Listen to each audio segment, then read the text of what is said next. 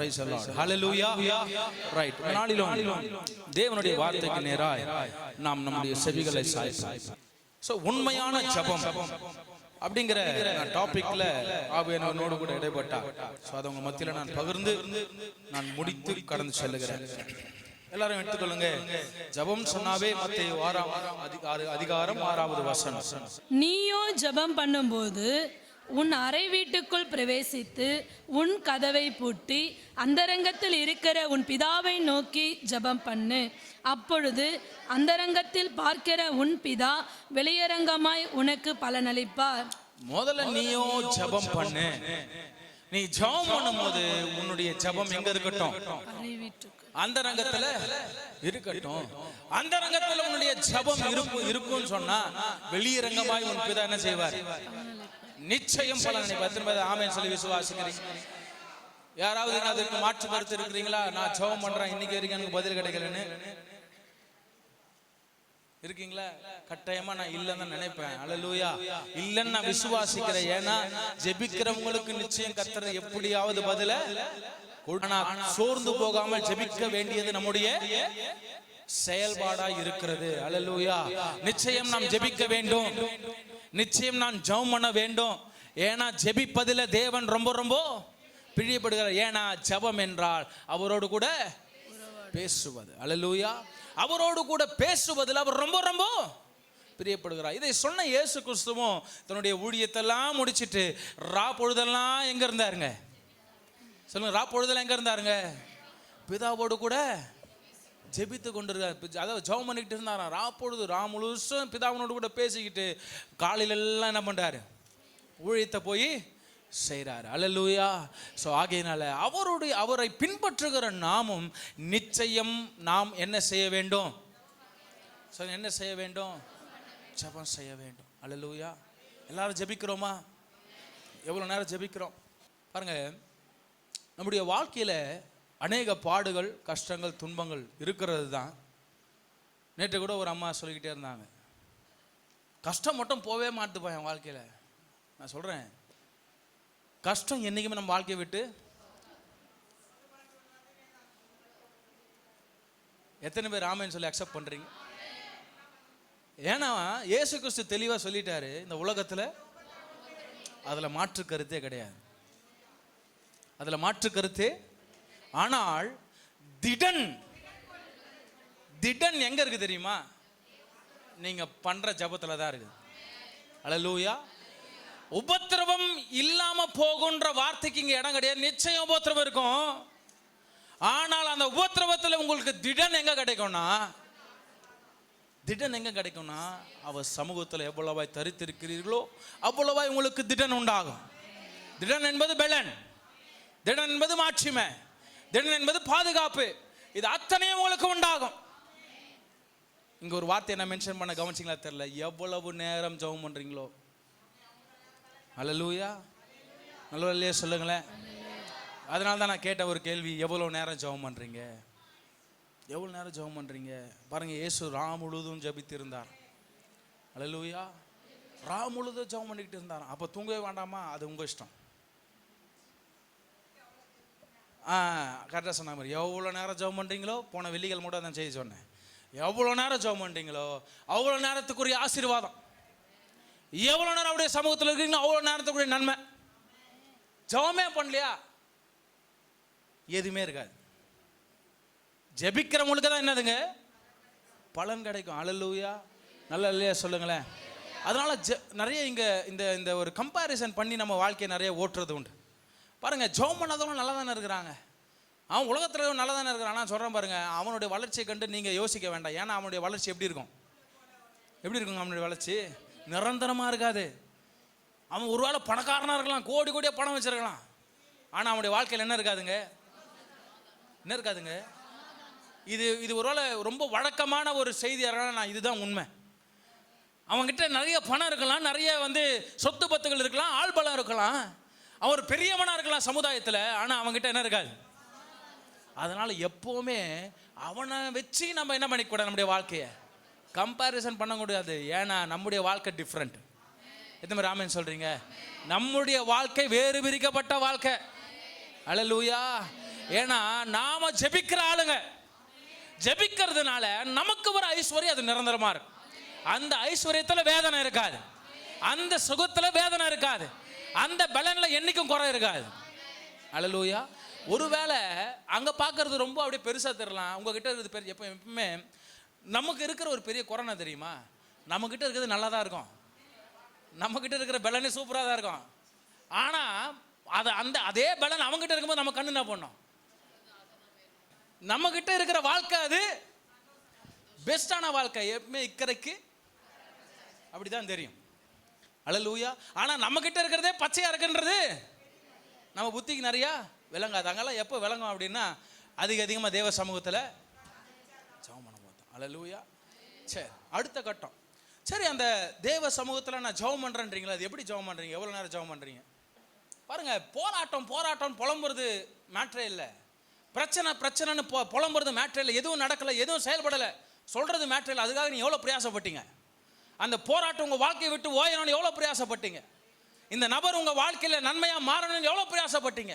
உங்கள் பிரயாசம் நான் சொல்கிறது ஜபத்தை நான் சொல்கிறேன். எவ்வளோ நேரம் ஜெபம் பண்ணீங்க, உங்கள் வியாதி நீங்கணும்னு எவ்வளோ நேரம் ஜெபம் பண்ணீங்க, உங்கள் பிள்ளை மாறணும்னு எவ்வளோ நேரம் ஜெபம் பண்ணீங்க, உங்கள் கணவன் மாறணும்னு எவ்வளோ நேரம் ஜெபம் பண்ணீங்க, உங்கள் மனைவி மாறணும்னு எவ்வளோ நேரம் ஜெபம் பண்ணீங்க, உங்கள் வாழ்க்கை வளரணும்னு எவ்வளோ நேரம் ஜெபம் பண்ணீங்க. அல்லேலூயா. சிந்தித்து பார்க்கணுங்க, சிந்தித்து பார்க்கணும், சிந்தித்து பார்க்க சொல்றார் கடவுள். அல்லேலூயா. சிந்தித்து பார்க்க சொல்றார், சிந்தித்தே ஆகணும். ஏன்னா எவ்வளவு நேரம் நீங்க ஜெபத்துல செலவிடுகிறீங்களோ அவ்வளவான வெற்றிகளை. ஜெபம் எடுத்தால்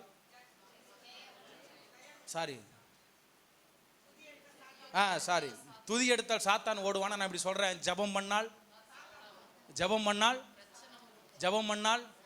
பாடு ஓயும், ஜெபம் பண்ணால் சாத்தான் ஓடுவான், ஜெபம் பண்ணா வியாதி நீங்கும். அல்லேலூயா. இது வார்த்தையா இருக்கலாம், ஆனா இது அத்தனையும் அனுபவம், இது அத்தனையும் நடந்து கொண்டு இருக்கிறது. பாருங்க, பால்யாங்கிச்சோ அவருடைய சபையில ஒரு சாட்சி அவரே சொன்னது. ஒரு அம்மா தன்னுடைய குடும்பத்தில் தன் கணவன் ரொம்ப குடிகாரனா டெய்லி குடிச்சிட்டு வந்து அந்த அம்மாவை நிந்திக்கிறது, அடிக்கிறது, அந்த பிள்ளைகளை நிந்திக்கிறது, இப்படியே போயிட்டு இருந்தது.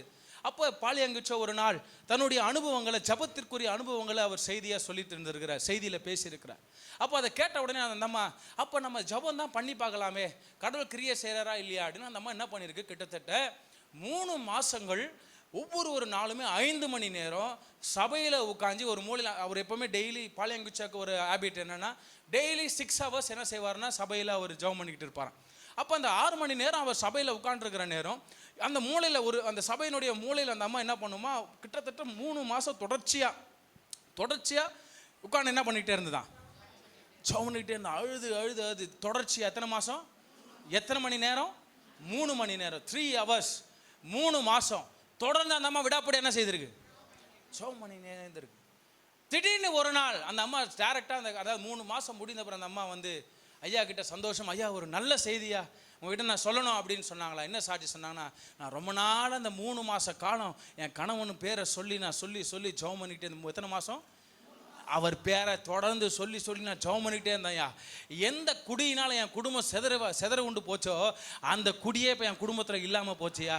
நான் பண்ண ஜெபம் வீணா போலையா. நான் 3 மாதம் கடவுள் சமூகத்தில் உட்கார்ந்தது, என் கர்த்தர் என் ஜெபத்தை கேட்டாரு. இந்த சாட்சி எதுக்கு சொன்னேன் தெரியுமா, கால அவகாசத்தை புரிய வைக்கும்படி நான் சொன்னேன். எத்தனை மாதம் அமர்ந்திருந்தாங்க. ஆமாம், சும்மா நம்ம 1 மணி நேரம் இல்லை 2 மணி நேரம் உட்காந்துட்டு என்ன பண்ணுறக்கூடாது, எனக்கு மாறன்னு ஒரே கம்ப்ளைண்ட் பண்ணக்கூடாது. அதுக்கு எவ்வளோ பிரயாசப்படணும், நீங்கள் படுற பிரயாசம் ரொம்ப முக்கியங்க. நீங்கள் எவ்வளோ நேரம் பிரயாசப்படுறீங்க அப்படிங்கிறது, உங்கள் பிரயாசம் எவ்வளவு அது ரொம்ப முக்கியம். அல்லேலூயா. உங்கள் ஜெபத்தில் எவ்வளோ பிரயாசத்தை காட்டுறீங்க ரொம்ப முக்கியம். அதில் எவ்வளோ நேரம் தேவனை அனுபவிச்சிங்க ரொம்ப முக்கியம். ஜெபம் என்றால் என்ன, அவரோடு கூட நீங்கள் பேசணும், அவர் உங்களோடு கூட பேசணும். இது ரெண்டும் நடக்கலன்னா ஜெபமே இல்லை. அல்லேலூயா. நம்ம மட்டும் பேசுறோம், அவர் பேசுறத நம்ம கேட்கலன்னா அது ஜெபம் கிடையாது. எது ஜெபம் தெரியுமா, நீங்களும் பேசணும் அவரும் பேசணும், அந்த பேசுதல் உங்க காதும் கேட்கணும், உங்க சரீரம் அவர் தொடரத உணரணும். இதுதான் ஜெபம். அல்லேலூயா. இந்த ஜெபத்தை பண்ணலன்னா நீங்க பண்றது ஜெபமே கிடையாது. நீங்க ஜெபம் பண்ணும்போது கடவுள் உங்களை தொடரதை நீங்க உணரலன்னா நீங்க பண்றது ஜெபமே கிடையாது. நீங்க ஜெபம் பண்ணும்போது கடவுளுடைய வார்த்தை உங்க காதுல தொனிக்கப்படலான்னு நீங்க பண்றது ஜெபமே கிடையாது. அது வேஸ்ட் தான். நீங்கள் கோச்சிங்னாலும் பரவாயில்ல, நான் சொல்கிறேன், அது வேஸ்ட் தான்.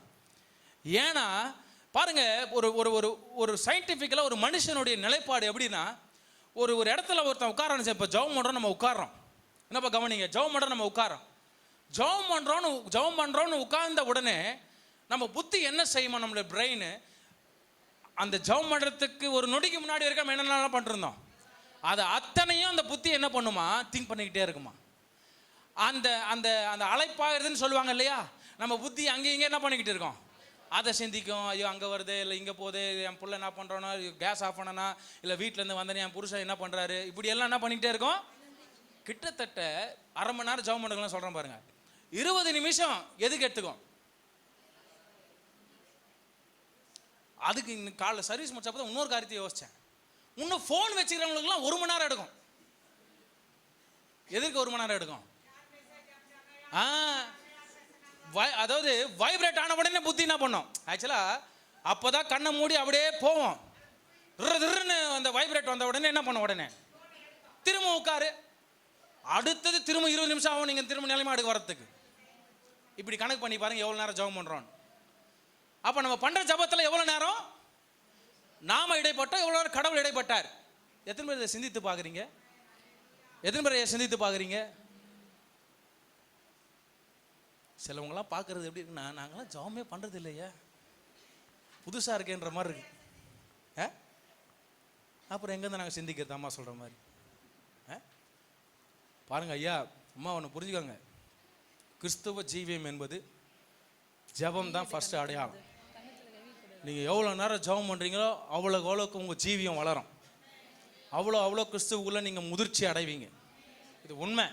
இல்லைன்னா இன்னமும் சின்ன குழந்தைங்கள போல் என்ன பண்ணிக்கிட்டு இருப்போம், கலங்கி தவிச்சிக்கிட்டு இருப்போம். எப்படி ஒரு குழந்தை எல்லாத்துக்கும் என்ன பண்ணுது, ஓன்னு அழுவுதோ அது போல் இன்றைக்கி வரைக்கும் நம்ம அப்படி புலம்பி தவிச்சிக்கிட்டு இருப்போம்.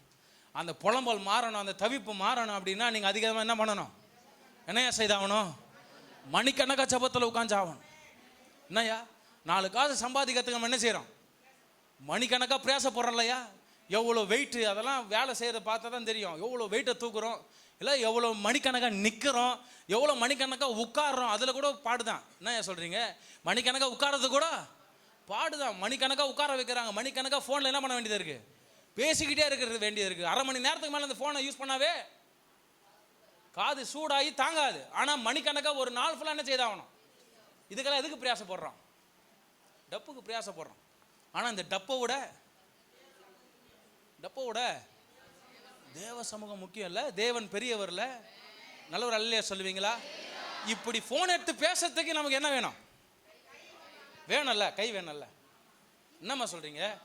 நம்ம போய் அழகாக இப்படி உட்கார்றதுக்கு என்ன வேணும், ஸ்பைனல் வேணும், நடுமுது எலும்பு வேணும்ல.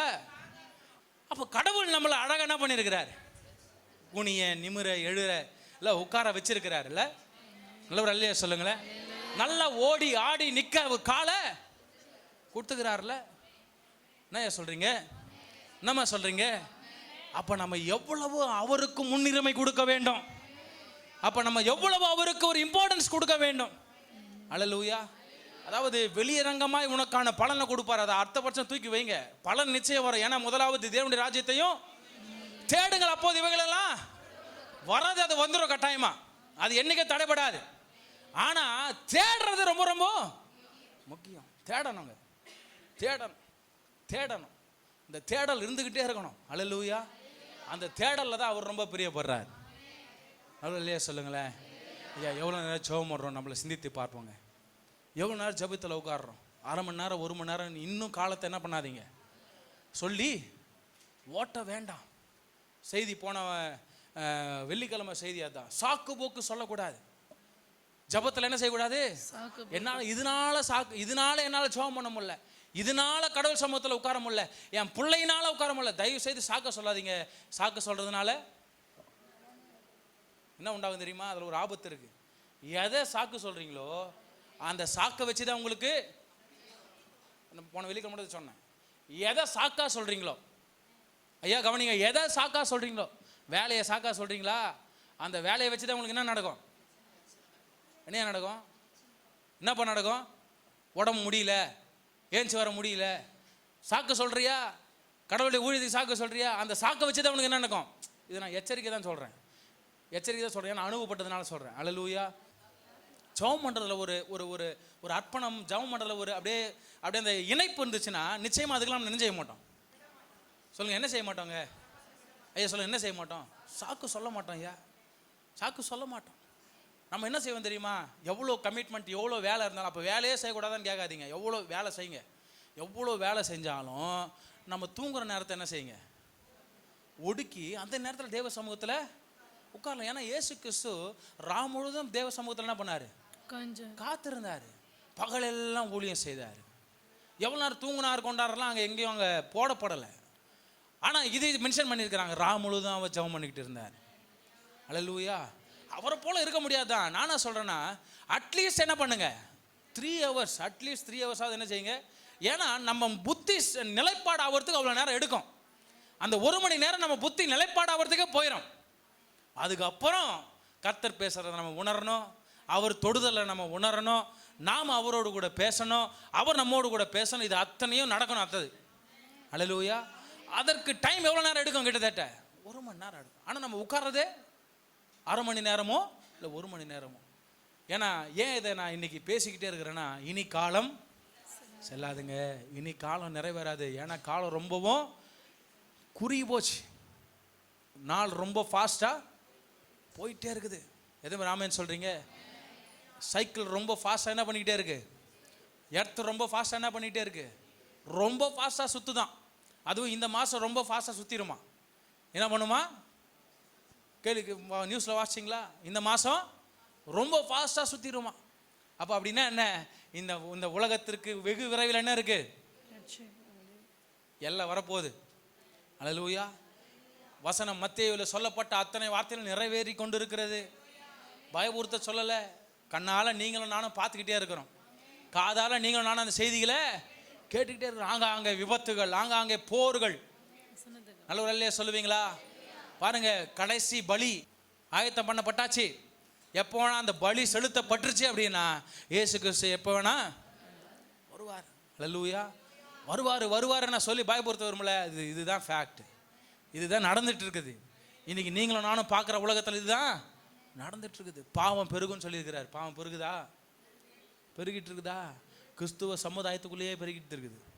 பயம் இல்லை பிள்ளைங்களுக்குள்ள, பக்தி இல்லை, இஷ்டம் போல வாழ்க்கை. சின்ன வயசுலேருந்து வேதத்தை வாசிக்கிறவங்க, சின்ன வயசுலேருந்து வேதத்தை கேட்குறவங்க, சின்ன வயசுலேருந்து கடவுள் யாருன்னு தெரிஞ்சவங்க, அப்பா அம்மா பக்திமான். ஆனால் பிள்ளை, இப்போ இருக்கிற பிள்ளைங்க பாவத்தில் ரொம்ப நெருங்கி இருக்குது. எவ்வளோ வசனம் வந்தாலும் சரி அந்த வசனத்துக்கு காதுன்றி கேட்கறதில்ல. விதண்டாவாதம், நீனா எனக்கு சொல்கிறது நானா அதை கேட்கறது இல்லையா? ஒரு சிலர் என்ன செய்வாங்க தெரியுமா? இந்த நம்ம சொல்லும் போது என்ன பண்ணுவோம், சரி சரி சரி கேட்பான். அப்படி வெளியே போனவனே என்ன பண்ணுவாங்க? அவன் கிடக்குறான்டா சும்மா ஏதாவது சொல்லிக்கிட்டு இருப்பான். என்னப்பா முன்னாடி நம்ம எதாவது சொல்லும் போது சரிண்ணா அந்த முடியெல்லாம் ஆடும். அப்படியே நம்மளே பையன் ரொம்ப கேட்குறான். ஆனால் அவன் பின்னாடி இப்போ நக்கல் அடிக்கிறது, அவர் சும்மா ஏதாவது சொல்லிக்கிட்டே இருப்பார். வேலை வெட்டி பாருங்க, வேலை வெட்டியே இல்லை, அவங்க வேறு வேலை வெட்டி இல்லை. இவனுக்கு வந்தால் தானே தெரியும், இவன் மட்டும் எல்லாத்தையும் ஜாலியாக ஆண்டு அனுபவிச்சுட்டு வந்து இப்போ செய்யாத கையாத. அல்லேலூயா. நல்லா இல்லையா சொல்லுங்க, சத்தமாக இல்லையா சொல்லுங்க. பிள்ளைகள் எழும்புங்க, பக்தியில் எழும்புங்க, ஜெபம் பண்ணு சகோதரா, அதிகமாக ஜெபம் பண்ணு. ஏசப்பாவுக்கு பிடிச்சிக்க, ஏசப்பாவுக்கு பிரியமாக வாழு. கடைசி காலம் இது, கடைசி காலம் இதுமா. கடவுளை பிடிச்சிக்க அதிகமா. எங்க உன்னை சூறையாடிட்டு போவான்னு தெரியாது, உனக்கே தெரியாம நீ போய் சிக்குவ. கடவுளை பிடிச்சினாதான் அந்த சிக்குதல்ல இருந்து நீ மீட்கப்படுவ. உன்னை அப்பா அம்மா நினைச்சா கூட மீட்க முடியாது, கர்த்தர் நினைச்சாதான் மீட்க முடியும்.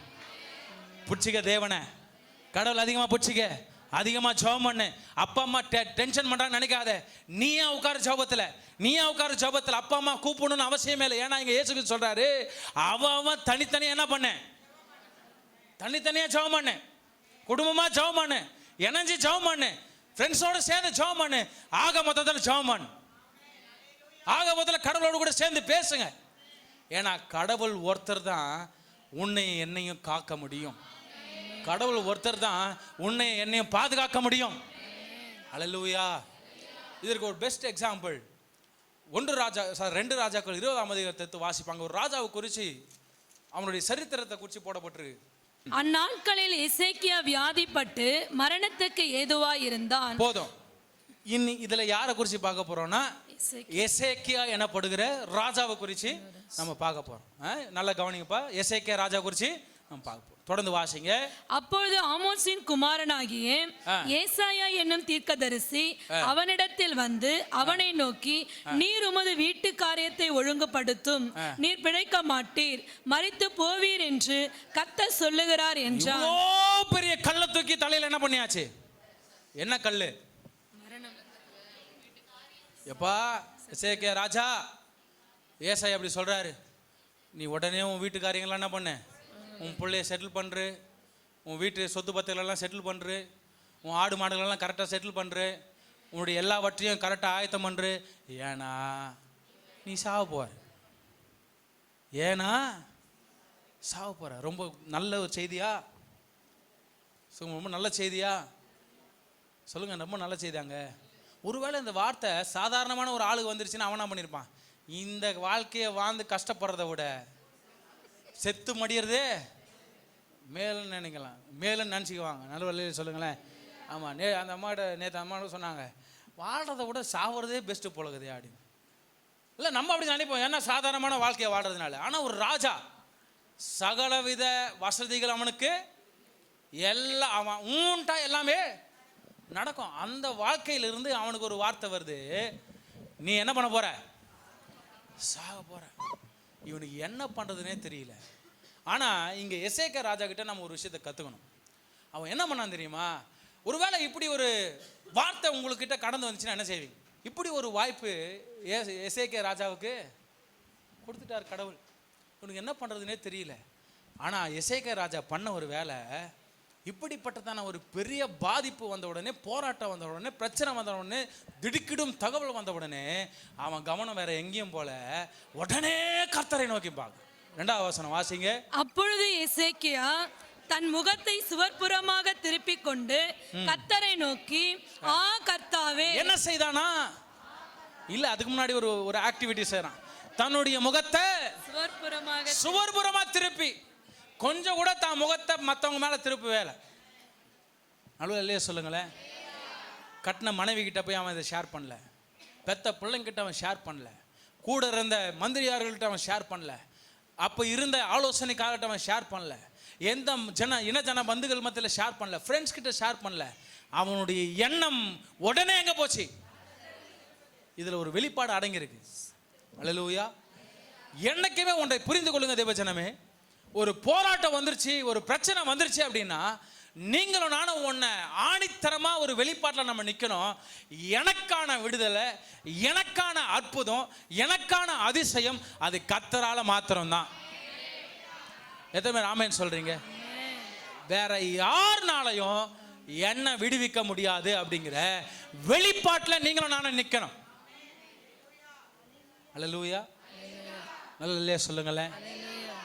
பாருங்க, எசேக்கியா அவனுடைய கவனம் எங்க போகுது? உடனே எங்க போச்சுங்க? உடனே எந்த மனுஷனும் நாடல, எந்த சொந்தத்தை நாடல, எந்த உறவையும் அவன் நாடல, கர்த்தருடைய முகத்தை நோக்கி பார்த்தான்.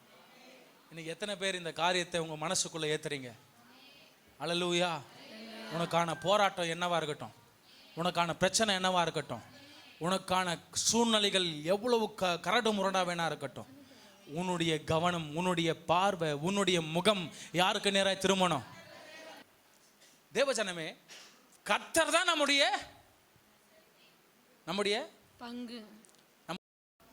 பங்கா இருக்கணும். அந்த பங்குல வேற யாரை கொண்டு நிப்பாடக்கூடாது. அல்லேலூயா. அந்த பங்குதாரர் லிஸ்ட்ல, அந்த பார்ட்னர் லிஸ்ட்ல வேற யாரும் என்ன பண்ணாதீங்க? சொல்லுங்களேன். வேற என்ன யாரும் என்ன பண்ணாதீங்க? யாரும் என்ன பண்ணாதீங்கயா? யாருமே சரி, கணவன் மனைவியா கூட இருக்கட்டும், அந்த பார்ட்னர் லிஸ்ட்ல யாரும் என்ன பண்ணாதீங்க, நிப்பாட்டாதீங்க. கர்த்தரை மாத்திரம் நிப்பாட்டுங்க. அவர் தான் தி குட் பார்ட்னர். நம்ம கஷ்டம் என்னன்னு அந்த பார்ட்னருக்கு தான் என்ன பண்ண முடியும்? புரிஞ்சுக்க முடியும். ஆமா, நம்ம லவ் பண்ற நம்ம மனைவி கூட நம்ம என்ன பண்ணிக்க முடியாது, நம்மள புரிஞ்சிக்க முடியாதுயா. உங்களை லவ் பண்ற உங்க கணவன் கூட உங்களை என்ன பண்ண முடியாது, புரிஞ்சிக்க முடியாது. ஆனா நம்மள ரொம்ப நேசிக்கிற அந்த பார்ட்னர் எல்லாத்தையும் புரிஞ்சுக்கிறவார். அல்லேலூயா. நான் என்ன வழியில போயிட்டு இருக்கிறேன், என் வலி உள்ளத்துல இருக்கிற என் வலி என்ன, என் அடி மனசுல இருக்கிற அந்த ஆழத்துல இருக்கிற வேதனை என்ன அப்படிங்கறத அவரால மாத்திரம்தான் புரிஞ்சுக்கொள்ள முடியும். அல்லேலூயா. கஷ்டம் இருக்கும், பாடு இருக்கும், ஆப்போசிட்ல பெரிய உதைக்கிற மாதிரி ஒரு ஆள் நிற்பான், கோலியாத் போல ஒரு பெரிய சத்ரு நிற்பான் முன்னாடி. ஆனா நம்ம என்ன பண்ணுவோம், என் உள்ளம் எல்லாம் பொங்குதையா, இப்படி நம்ம சந்தோஷத்துல இருப்போம். அல்லேலூயா. நல்லா சொல்லுங்க. இதெல்லாம் யாருக்கு தெரியுமா? ஜெபம் பண்றவங்களுக்கு கிடைக்கிற ஸ்லாக்கியம், ஜெபிக்கிறவங்களுக்கு கிடைக்கிற ஸ்லாக்கியம். நல்ல ஒரு அல்லையா சொல்லுங்களேன். பாருங்க, உங்களுக்கு விரோதமா யார் எழும்பினாலும் சரி, அவங்ககிட்ட போய் நீங்க போராட வேண்டாம். எங்க தெரியுமா போய் போராடணும்? அப்படி அரணுக்குள்ள போய் போராடணும், அப்படி சமூகத்தில் நின்று போராடணும். அவர் உங்களுக்கு வெற்றியை காண பண்ணுவார். நீ போய் வெற்றியை சுதந்திரிக்க வேணாம். நீ போய் கண்டடிக்கிற வெற்றியில வேதனை இருக்கும், ஆனா அவர் கொடுக்கிற வெற்றியில வேதனை இருக்காது. எவன் உனக்கு விரோதமா எழும்புனானோ அவனே உனக்கு சாதகமா நிற்பான். இது அவர் கொடுக்கிற வெற்றி. அல்லேலூயா. இதுதாங்க பெஸ்ட் வெற்றி. நீ போய் போராடி அவனுக்கு முன்னாடி நின்று யுத்தம் பண்ணி அவனையும் விரோதிக்கணும், ஆனா வெற்றி பெற்றுக்குவே. ஆனா எதை இழந்துருவே? எதங்க இழந்துருவே? சமாதானத்தை இழந்துருவே. நாளை பின்னாடி அவன் முகத்தை பார்த்தா என்ன பண்ணி ஆகணும்? வெக்கப்பட்டு நிற்கணும். ஏன்னா அவன் முன்னாடி நின்று என்ன செய்ய முடியாது, பேச முடியாது. ஏன்னா நம்ம அந்த அளவுக்கு என்ன பண்ணிட்டோம், நாம வெற்றி பெறத்துக்கு அவனை நோகடிச்சிட்டோம். ஆனால் தேவ சமூகத்தில் நீங்க நின்று நீங்க போராடி பாருங்க, அவர் உங்களுக்காக எழும்பி கிரியை செய்தார்னு வச்சுக்கிறீங்களேன், அவனே உங்களுக்கு சாதகமா எழும்பி எல்லாவற்றையும் உங்களுக்காக வாய்க்க பண்ணிடுவான், உங்களுக்காக செய்து முடிப்பான். இது நான் பார்த்தது, உங்களையும் பார்க்கும்படி ஏவுகிறேன். அல்லேலூயா. நல்லா இல்லையா சொல்லுங்களேன். ஒருவேளை நம்ம என்ன செய்யலாம்னா, உடனே ஆகணும் தான் நம்ம என்ன பண்ணிட்டு இருக்கிறோம் இன்னைக்கு வரைக்கும், விழுந்து போயிடுறோம். உடனே என்ன செய்ய போறோம்? உடனே அந்த காரியம் நடந்தேறி என்ன பண்ண போறோம்? ஒன்றும் இல்லை, கொஞ்சம் தாமதமாக தான் வரட்டுமே. நல்ல ஒரு இல்லையா சொல்லுங்களேன். உடனே கடனோ வாங்கி ஏன் நம்ம போய் அப்படி சிக்கணும்? கொஞ்சம் தாமதமாக தான் என்ன செய்யட்டும், நடக்கட்டுமே. கொஞ்சம் பொறுமையாக தான் என்ன செய்வோம், காத்திருப்போமே. கர்த்தர் எல்லாவற்றையும் ஏற்ற நேரத்தில் ஏற்ற காலத்தில் செய்வார், செய்து முடிப்பார். இதில் மாற்றமே இல்லை ஐயா, இதில் மாற்றமே இல்லைம்மா. கர்த்தர் ஒவ்வொருவருக்கும் ஒரு பிளானை வச்சிருக்கிறார். எந்த டேட்ல, எந்த நேரத்தில், எந்த நொடியில எது நடக்கணுமோ அது கட்டாயமா நடக்கும். நாம என்ன பிரயாசப்படக்கூடாதுன்னா, அன்னைக்கு நடக்க வேண்டியது இன்னைக்கு எனக்கு என்ன பண்ணிடணும், நடக்கணும் அப்படின்னு என்ன செய்யக்கூடாது, பிரயாசப்படவே கூடாது. நம்மளுடைய வளர்ச்சி எவ்வளவோ அதை கிரகித்து கர்த்தர் அதுக்கேற்ற ஆசீர்வாதங்களை என்ன செய்வார். எந்த அளவுக்கு நாம் வளர்றோமோ, எந்த அளவுக்கு கூர்மையா இருக்கிறோமோ அந்த அளவுக்கு தான் கர்த்தர் என்ன செய்வார், கொடுப்பார். எவ்வளோ கெப்பாசிட்டி நம்மளால் தாங்க முடியுமோ அந்த கெப்பாசிட்டி அளவு தான் செய்வாருங்க, கொடுப்பார். நம்ம கெப்பாசிட்டிக்கு மிஞ்சி கடவுள் என்னைக்குமே என்ன பண்ணுறாரு, எதையுமே அனுமதிக்க மாட்டாராம். அல்லேலூயா. அது துன்பமாக கூட இருக்கட்டும், வியாதியாக கூட இருக்கட்டும், போராட்டமாக இருக்கட்டும், நம்ம கெப்பாசிட்டிக்கு மிஞ்சி எதையுமே என்ன பண்ண மாட்டார், செய்யவே மாட்டார். நல்ல இல்லையா சொல்லுங்களேன். பல நேரம் நான் சிந்திச்சிருக்கிறேன், இந்த பணக்காரங்களுக்கெல்லாம் டிஃப்ரெண்ட்டாக வியாதி வரும். அப்போ ஜபத்தில் நீங்கள் உட்கார புத்தி கூர்மையின் தகுதி பெருகும், சிந்திக்கிற ஞான தகுதி பெருகும், உங்கள் கெப்பாசிட்டி பெருகும். அது பெருக ஆட்டோமேட்டிக்காக எல்லா பெருக்கத்தையும் கடவுள் கொடுத்துக்கிட்டே இருப்பார். அல்லேலூயா. தொடர்ந்து வாசி முடிங்க அதை. கர்த்தாவே, நான் உமக்கு முன்பாக உண்மையும் மன உத்தமமாய் நடந்து உமது பார்வைக்கு நலமானதை செய்தேன் என்பதை. ஆக்சுவலா அதுக்கு முன்னாடி இவனுக்கு எசேக்கியா ராஜாவுக்கு ஏன் இந்த பாடு அப்படின்னு நான் சிந்திச்சுக்கிட்டே இருந்தப்ப இன்னொரு வசனத்தை நான் வாசிச்சேன். அப்போ 2 நாளாகமம் 32:25 வாசிங்களேன். தனக்கு செய்யப்பட்ட உபகாரத்துக்கு தக்கதாய் நடவாமல் மனமேட்டிமையானான். ஆகையால் அவன் மேலும் யூதாவின் மேலும் எருசலேமின் மேலும் கடும் கோபம் உண்டது. என்ன பண்ணானுங்களாங்க? மேட்டிமை. என்ன செய்தவனா இருந்தானா? உபகாரத்துக்கு என்ன செய்தவனா இருந்தாங்க? அப்ப அவனுக்குள்ள என்ன இருந்திருக்கு? மேட்டிமை. அவனுக்குள்ள மனமேட்டிமை இருந்திருக்கு, பெருமை பீத்தி கொள்ளுகிற எண்ணம் இருந்திருக்கு, தாங்கிற ஆங்காரம் உள்ள இருந்திருக்கு. இது எல்லாமே தான் அவனுக்குள்ள இந்த ஒரு காரியத்தை அனுபவிக்கும்படி கர்த்தர் என்ன பண்றாரு, அனுமதிக்கிறார். அல்லேலூயா. நல்லா இல்லையா சொல்லுங்களேன். ஆனாலுமே இப்படிப்பட்ட குறைகள் இருந்தாலுமே எசேக்கியா ராஜா தேவனை நோக்கி பார்த்த உடனே இங்க உடனே அவர் ஆக்ஷன் பண்றார். தொடர்ந்து வாசிங்க. இப்ப 2 ராஜாக்கள் வந்துருங்க. 20ஆம் அதிகாரம் 3ஆம் வசனத்திலிருந்து வாசிங்க. இப்ப கர்த்தாவே, நான் உமக்கு முன்பாக உண்மையும் மன உத்தமமாய் நடந்து உமது பார்வைக்கு நலமானதை செய்தேன் என்பதை நினைத்தருளும் என்று விண்ணப்பம் பண்ணினான். எசேக்கியா மிகவும் அழுதான். ஏசாயா பாதி முற்றத்தை விட்டு, எசேக்கியா இப்படி எல்லாம் சொல்லி, நான் ரொம்ப நல்லவனா தானே இருந்தேன், உங்க பிரியமானது தானே செஞ்சேன், இப்படி எல்லாம் சொல்றான். அந்த ஜபத்தில் கூட பாருங்க எவ்வளவு பெருமையா பேசுறான். நான் நல்லதானே பண்ணேன், அதுல கூட அவன் என்ன பண்ணல, ஆண்டவரே ஒரு விஷயம் எனக்கு என்ன பண்ணுங்க. அந்த அழுகையில கூட அவனுக்கு என்ன பேச தெரியல, அவரை நயம் பண்ண தெரியல. அங்க கூட என்ன பண்றான், நான் நல்லவன், நான் நல்லது தானே செஞ்சேன், எனக்கு ஏன் அப்படி பண்ணீங்க அப்படின்னு போராடுறான். ஆனா பாருங்க நம்ம கர்த்தர் அதுலயும் என்ன பண்றாரு, இப்படி எல்லாம் குறைய அவர் அங்கேயும் பார்க்கல. ஆனா அவர் எதை நினைச்சிருப்பான்னு நான் நினைக்கிறேன். இதை வாசிக்கும் போது எனக்கு அது புரிஞ்சதுன்னா, எசேக்கியா இப்படி ஒரு பாடு வந்தவொடனே அவனுடைய கவனம் வேற எங்கேயோ போகாம என்னைய பார்த்துச்சுல. எசேக்கியா ராஜாவுக்கு அவன் கவனம் வேற எங்கேயோ சதறாம உடனே எங்க பார்க்க தோணுச்சு, என்ன தேடி வரணும்னு தோணுச்சுல. அதுக்காகவே உன்னை ஆசீர்வதிக்கிறப்பான்னு ஆசீர்வதிக்கிறார். அதான் இங்க நடந்திருக்கும். அல்லேலூயா. பல குறைகள் எசேக்கியாவுக்குள்ள இருந்தாலுமே ஒரு செயல்பாடு, என்ன செயல்பாடு, ஆபத்து காலத்தில் கர்த்தரை நோக்கி கூப்பிடுவேன். இந்த ஒரு வெளிப்பாடு எசேக்கியாவுக்குள்ள இருந்து அவனுடைய முகம் டைரக்டா கர்த்தரை நோக்கி பார்த்ததுனால கர்த்தர் இந்த காரியத்தை அவர் எல்லாத்தையும் சகிச்சு அவனுக்கு இன்னொரு ஆசீர்வாதத்தை கொடுக்கிறார். என்ன ஆசீர்வாதம்னா தொடர்ந்து வாசிங்க. ஏசாயா பாதி முற்றத்தை விட்டு அப்புறம் போகிறதுக்கு முன்னே கர்த்தருடைய வார்த்தை அவனுக்கு உண்டாகி அவர் சொன்னது, நீ திரும்பி போய் என் ஜனத்தின் அதிபதியாகிய எசேக்கியாவை நோக்கி, உன் தகப்பனாகிய தாவீதின் தேவனாய் இருக்கிற கர்த்தர் சொல்லுகிறது என்னவென்றால். பாருங்க கர்த்தர் எவ்வளோ ஃபாஸ்டா பதில் கொடுக்கிறார் பாருங்க. ஏசாயா அவர் வீட்டுக்கு கூட போய் சேரல. அவர் போறதுக்கு பாதி தூரத்தில் என்ன பண்ணிட்டார், பதில் திரும்பி நீ போப்பா. எசேக்கியா என்னை நோக்கி பார்த்துட்டான், அவன் என் முன்னாடி கண்ணீர் சிந்திட்டான், என்னால் தாழ முடியல, அவனுக்கு நான் இப்போ ஒரு ஆசீர்வாதத்தை கொடுக்கணும், நான் சொல்றதை போய் சொல்லுன்னு சொல்றாரு. என்ன சொல்றாரு, உன் விண்ணப்பத்தை கேட்டேன், உன் கண்ணீரை கண்டேன், இதோ நான் உன்னை குணமாக்குவேன், மூன்றாம் நாளிலே நீ கர்த்தருடைய ஆலயத்துக்கு போவாய். ப்ராமிஸ்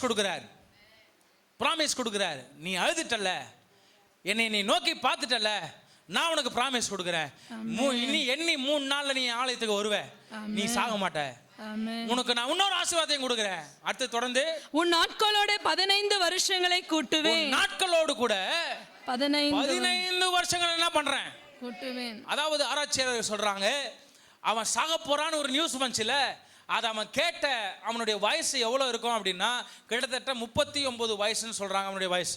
அப்போ 39 வயசு அப்படின்னா கால்குலேட் பண்ணோம்னா அடுத்த 15 வருஷம் சேர்ந்துச்சுன்னா எவ்வளோ வயசு வாழ போறான், 54 வருஷம். 54 வருஷங்கள், நல்ல இல்லையா சொல்லுங்க. அப்ப 39 வயசுல அவன் வார்த்தையை கேட்கிறான், இன்னொரு ஒரு 15 வருஷம் உனக்கு கூட்டி கொடுக்குறார். எதுக்காக, நான் நீ என்னை நோக்கி பார்த்ததுனால, வேற எதுக்கும் இல்லை.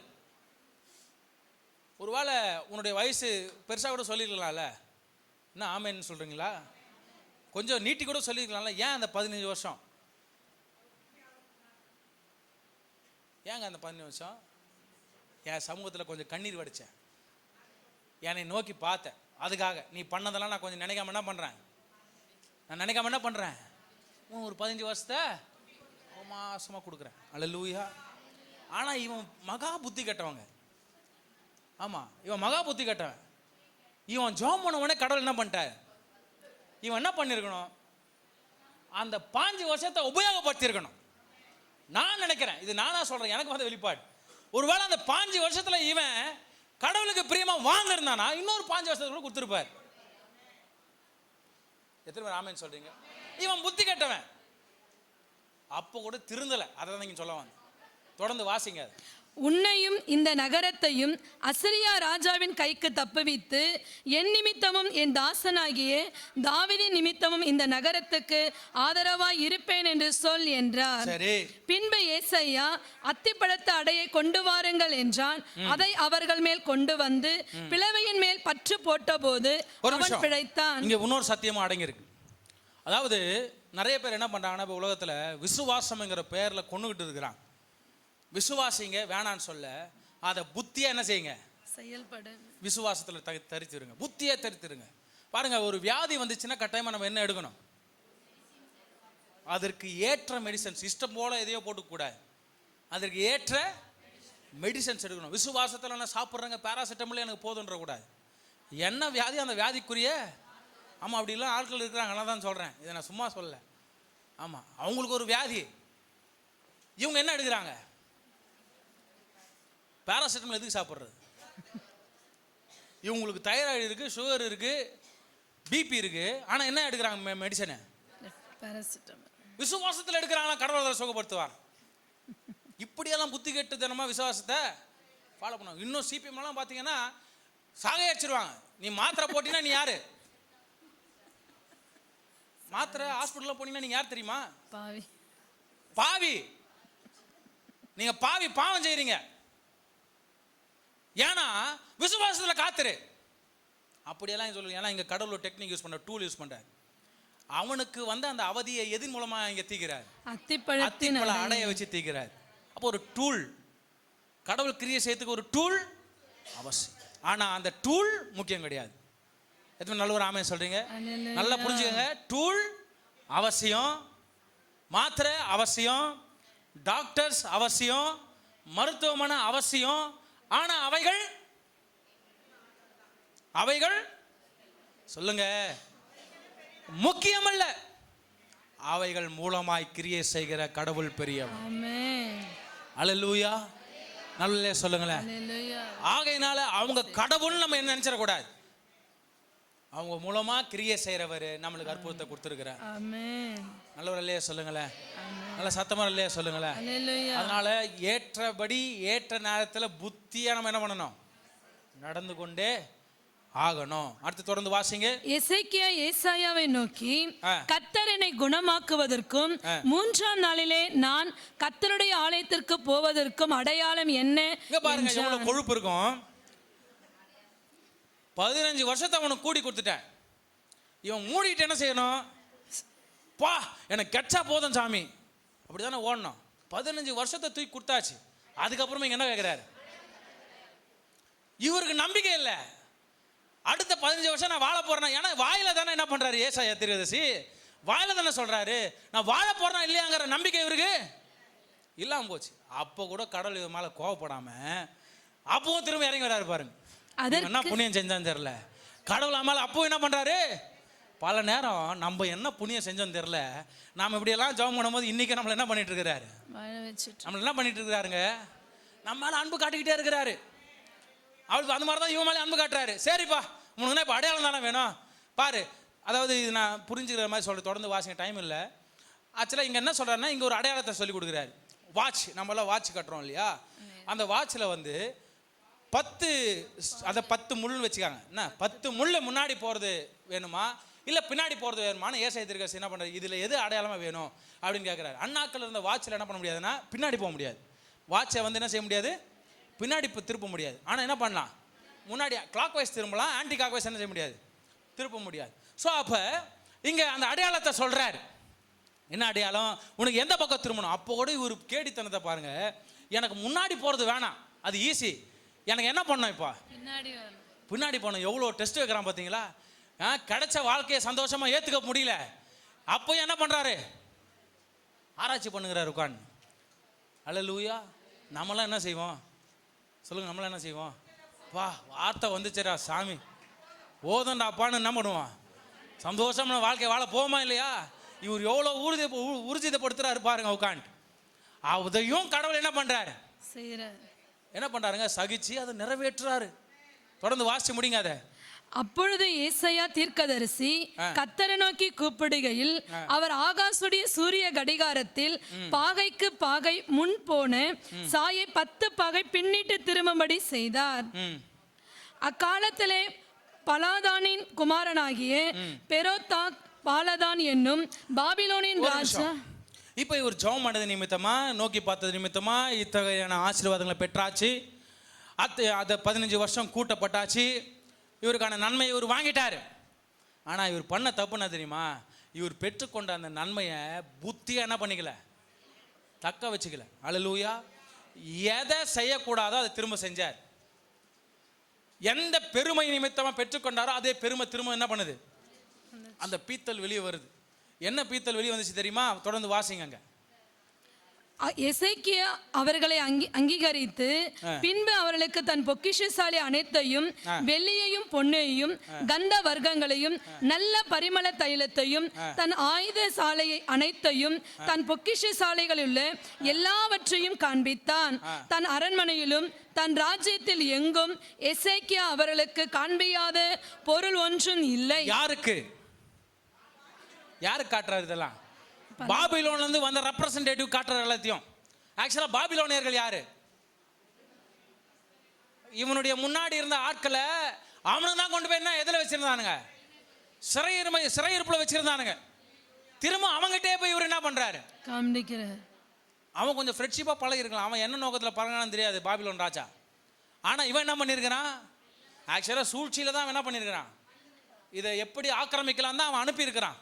இவன் புத்தி கட்டவனா இங்கேயும் அவனுடைய பெருமையை காட்டுறான் பாருங்க, பீத்தல். என்னைக்குமே ஒன்று புரிஞ்சுக்கோங்க, எந்த ஆசீர்வாதம் கிடைச்சாலும் உடனே என்ன பண்ணோம்? நம்ம